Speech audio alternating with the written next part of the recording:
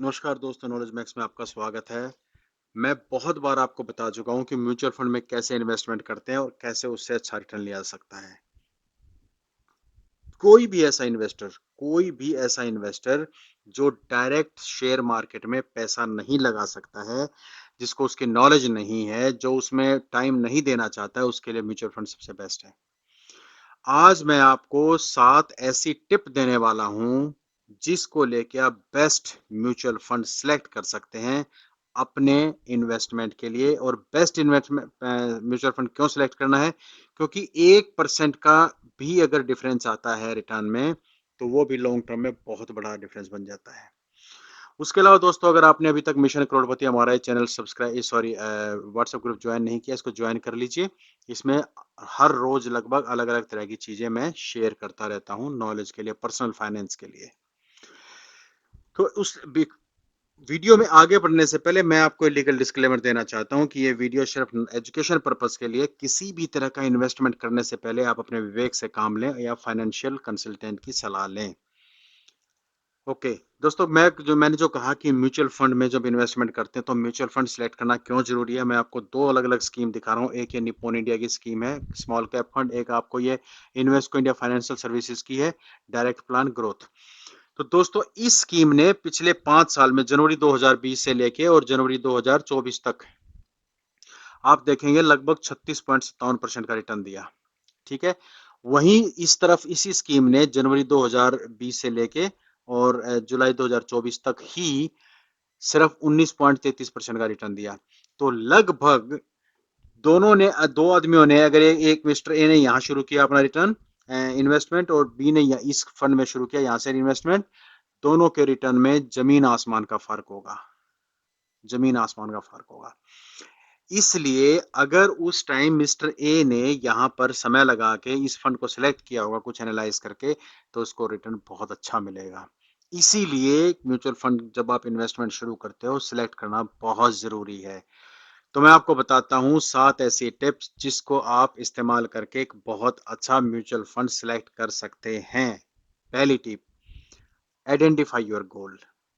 दोस्तों, अलग अलग तरह के गोल होते हैं हर आदमी के। किसी को लॉन्ग टर्म के लिए चाहिए, जैसे रिटायरमेंट प्लानिंग करनी है, घर बनाना है 5-10 साल बाद, 10 साल बाद बच्चे की शादी करनी है, उसको बाहर पढ़ने भेजना है, या जो भी करना है आपको। Long term, short term goal हो सकता है आपको 3 साल में गाड़ी खरीदनी है। कैपिटल गेन हो सकता है आपके पास कुछ पैसे हैं, आप चाह रहे हैं कि उसको मैं इन्वेस्ट कर दूं, आगे बढ़ के मुझे मिल जाएं। और या रिटायरमेंट प्लानिंग आप कर सकते हो, या और भी कोई हो सकता है। आपको दोस्तों अपना गोल डिफाइन करना, उसके हिसाब से आपका लॉन्ग टर्म, शॉर्ट टर्म या कैपिटल गेन, कौन सा काम आप कर रहे हो, रिटायरमेंट प्लानिंग कर रहे हो, इंश्योरेंस कर रहे हो, क्या कर रहे हो, उसके हिसाब से आपको सिलेक्ट करना पड़ेगा म्यूचुअल फंड। अगर आप लॉन्ग टर्म में है तो डेफिनेटली आपको इक्विटी लॉन्ग टर्म वाले फंड लेने पड़ेंगे। ठीक है। शॉर्ट टर्म है तो आप मिड कैप ले सकते हो, या स्मॉल कैप में भी रिस्क ले सकते हो। जितना स्मॉल कैप में बड़ा रिस्क है, मिड कैप में भी बहुत रिस्क है। रिस्क तो हर किसी में है, लेकिन लॉन्ग टर्म में रिस्क कम होता है क्योंकि उसके पैसे मैक्सिमम ब्लू चिप कंपनी में लगाए जाते हैं। दूसरा, असेस योर रिस्क। आप रिस्क कितना ले सकते हो? ऐसा हो सकता है कि आपकी रिक्वायरमेंट तो है फ्रेंड शॉर्ट टर्म की, आप इन्वेस्टमेंट तो शॉर्ट टर्म के लिए करना चाह रहे हो, लेकिन आपके पास रिस्क लेने की कैपेबिलिटी नहीं है। अब आपने शॉर्ट टर्म का सोच के यहाँ पे मिड कैप में इन्वेस्टमेंट कर दिया, और आपका जो रिस्क टेकिंग कैपेबिलिटी और लो है। मान लीजिए आपकी एज है 65 या 60 ईयर्स। 60 ईयर्स में तो आपकी रिस्क टेकिंग कैपेबिलिटी वैसे ही बहुत कम हो जाती है, ना के बराबर हो जाती है। तो आप शॉर्ट टर्म होने के बाद भी आप मिड कैप में पैसा नहीं लगा सकते, आपको एफडी या लिक्विड फंड में पैसा लगाना पड़ेगा। ठीक है। अगर आपको शॉर्ट टर्म के लिए चाहिए, मिड कैप में बहुत रिस्क वाले जो लोग होते हैं, बहुत रिस्क लेते हैं, वो रिस्क लेते हुए पैसा लगाते हैं। आप नहीं लगाइए। लॉन्ग टर्म में भी आप मिड कैप में लगा सकते हैं, बिल्कुल लगा सकते हैं, आप ठीक से एनालाइज करके। लेकिन शॉर्ट टर्म में तो मिड कैप और स्मॉल कैप में बिल्कुल मत लगाइए पैसे। ठीक है। तो आपको पहला काम आपने करना है, गोल आइडेंटिफाई करने हैं। दूसरा काम आपने करना है, अपना रिस्क टॉलरेंस आपने देखना है कि मैं कितना रिस्क ले सकता हूं। कैसे इसको कैलकुलेट कर सकते हो, वो भी मैं आपको अगले वीडियो में बताऊंगा जरूर। फिर आपने देखना है कि कौन सा फंड टाइप मैं लूं। देखो, सबसे ज्यादा जो रिटर्न होता है जनरली इक्विटी में होता है। इक्विटी में भी एक लार्ज कैप है, एक मिड कैप है, एक स्मॉल कैप है। अब इसके हिसाब से, आपकी रिस्क प्रोफाइल के हिसाब से, आपके गोल के हिसाब से आप इसको चेक कर सकते हो। ठीक है, स्पेशली रिस्क प्रोफाइल से अंडरस्टैंड कर सकते हो आप इसको। अगर आपकी रिस्क प्रोफाइल आप ले सकते हो हाई रिस्क, तो आप स्मॉल कैप में डालिए एनालाइज करने के बाद। या डेट फंड में आप डाल सकते हो, जो अगर आपका पास शॉर्ट टर्म है या और आपके पास लिक्विड है, या फिर आप जिधर रिस्क ज्यादा नहीं लेना चाहते हो, तो आप शॉर्ट टर्म के लिए या लॉन्ग टर्म के लिए भी डेट फंड में पैसा डाल सकते हो। डेट फंड का जो इन्वेस्टमेंट होता है वो जो म्यूचुअल फंड वाले हैं, जनरली गवर्नमेंट बॉन्ड में करते हैं, इस तरह की स्कीम में करते हैं, जहां पर जो कंफर्म्ड होती है, जहां पर रिस्क ना के बराबर होता है, बहुत कम होता है। या फिर तीसरी एक और चीज है, अगर आपका रिस्क कहीं मॉडरेट हो जाता है, तो आप बैलेंस में डाल सकते हो, हाइब्रिड जिसको बोलते हैं। 50% या उससे कम आपका, या 40-60 आपका इक्विटी में जाएगा, 50% आपका डेट में जाएगा। या 40-60 भी हो सकता है, 30-70 भी हो सकता है, that is totally depends on you, किस तरीके से आप करना चाहते हो। तो ये आपको तीसरा जो आपका टिप है वो ये है कि दोस्तों, आपको चेक करना पड़ेगा आपका म्यूचुअल फंड टाइप में किस में पैसा लगाना है। देखिए, वीडियो थोड़ा सा लंबा होगा, लेकिन जानकारी इतनी डिटेल में होगी कि आपको इसके अलावा म्यूचुअल फंड सिलेक्ट करने के लिए कोई और चीज देखने की जरूरत नहीं है। कभी भी आप इसको रेफर कर सकते हो, सेव करके रख लीजिए वीडियो को।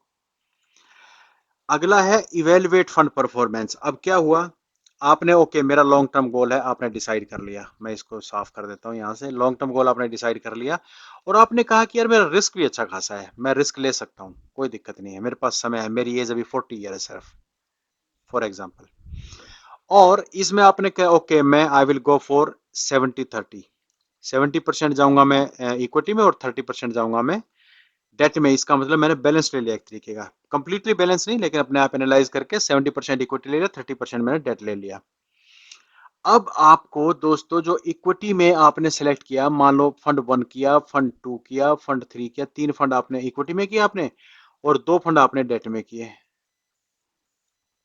ठीक है, इनकी आपको हिस्टोरिकल परफॉर्मेंस देखनी है, ये फंड कैसा परफॉर्म कर रहे हैं। आपको याद होगा, अभी थोड़ी देर पहले मैंने आपको दिखाया था, 5 साल की परफॉर्मेंस जब मैंने ली, तो दोनों फंड में जमीन आसमान का फर्क था।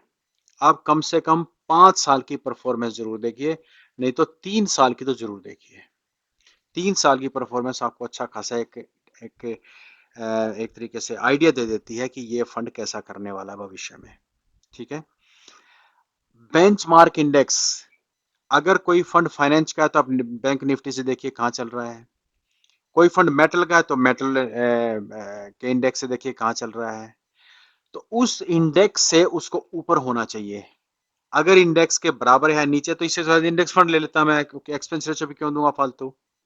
किसी भी म्यूचुअल फंड में एक्सपेंस रेशियो होता है, लोड होता है, तो आपको देखना है वो बेंचमार्क से ऊपर होना चाहिए, जो भी बेंचमार्क उसका रिलेटेड है, और उसके जो पीयर्स हैं उनके या तो ऊपर हो, या उसके बराबर हो, या थोड़ा बहुत अप डाउन हो।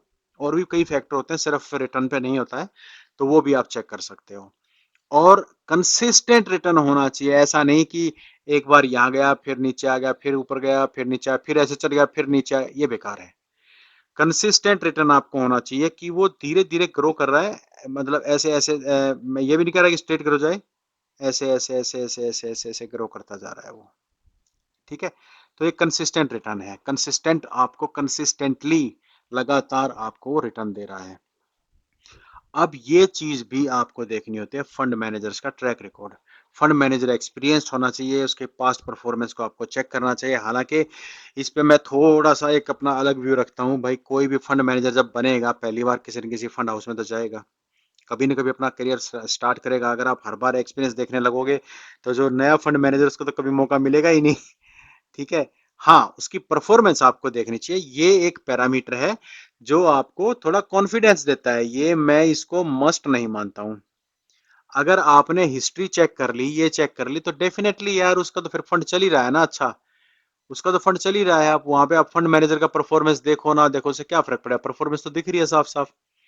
अगर आप किसी एनएफ में पैसा लगा रहे हैं और वहां पे फंड मैनेजर है, वहां पर आपको उसका एक्सपीरियंस और पास्ट परफॉर्मेंस जरूर देखनी चाहिए, क्योंकि एनएफओ के बारे में आपको बिल्कुल भी डिटेल नहीं है कि एनएफओ आगे अच्छा करेगा खराब करेगा। फंड मैनेजर के ऊपर बहुत डिपेंड करता है, फंड मैनेजर उस फंड को बहुत हाई लेवल पे ले जा सकता है, बहुत एग्रेसिव अगर फंड मैनेजर है। क्वांट के फंड देखिए आप, क्वांट के सारे मैक्सिमम जो स्कीम्स है काफी अच्छा करती हैं, क्योंकि फंड मैनेजर बड़े एग्रेसिव होते हैं। हालांकि सेबी ने उस पर कुछ अभी रूल भी लगाया था, कुछ दिक्कत की थी उसने, लेकिन कुल मिला के क्वांट वाले अच्छे कर रहे हैं। सॉरी, मैं ये रिकमेंडेशन नहीं है, फिर मैं आपको कह रहा हूँ, निपोन भी बहुत अच्छा कर रहा है, एक्सेस के भी कई फंड बहुत अच्छे कर रहे हैं, एसबीआई का भी कॉन्ट्रा बहुत अच्छा कर रहा है। अगला देखना आपने फी एंड एक्सपेंसेस। दोस्तों दो तीन तरह के एक्सपेंस होते हैं हर म्यूचुअल फंड में। एक होता है एक्सपेंस रेशियो। आप एक्सपेंस रेशियो चेक कीजिए पहले तो। मैंने किसी किसी फंड में देख रहा था मैं 2.85% का एक्सपेंस रेशियो, किसी में 0.68%। यार ये ऐसा कैसे हो सकता है यार? ये बेसिकली एनुअल चार्जेस हैं। अब यहाँ पर जितना ज्यादा आपका एक्सपेंस होगा, आपने जितना एक्सपेंसिव वहां पर फंड मैनेजर उठाया होगा और बाकी एक्सपेंस होंगे, उसके हिसाब से एक्सपेंस रेशियो बढ़ता है। अगर उसका एयूएम बहुत बड़ा नहीं है तो एक्सपेंस रेशियो डेफिनेटली बढ़ेगा। लेकिन आपको कंसिडर करना चाहिए, अगर एक्सपेंस रेशियो बहुत हाई एक्सपेंस रेशियो तो एक लॉन्ग टर्म में आपके लिए अच्छा नहीं होता है।